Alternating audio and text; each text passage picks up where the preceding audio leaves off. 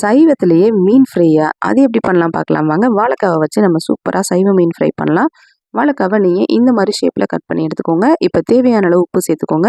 கொஞ்சமாக 1 ஸ்பூன் அளவு கரம் மசாலா, 1½ ஸ்பூன் அளவு தனி மிளகாய் தூள் சேர்த்துக்கோங்க. காரத்துக்கு 1 ஸ்பூன் அளவு மிளகுத்தூள் சேர்த்துக்கோங்க. தந்தூரி மசாலா உங்கள் வீட்டில் இருந்ததுன்னா அதுலேயும் 1 ஸ்பூன் சேர்த்துக்கோங்க. இது ரொம்பவே டேஸ்ட்டாகவும் ஃப்ளேவரும் கிடைக்கும் உங்களுக்கு.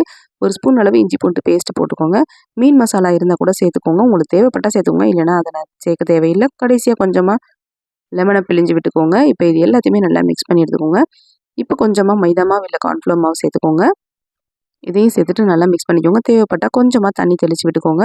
இப்போ நம்ம ஒரு கடாயில் 1 ஸ்பூன் அளவு எண்ணெய் ஊற்றிட்டு கொஞ்சமாக பட்டர் சேர்த்து கொஞ்சம் கருவேப்பிலையும் அது மேலே போட்டுக்கோங்க. நல்ல ஒரு வாசனை கிடைக்கும்.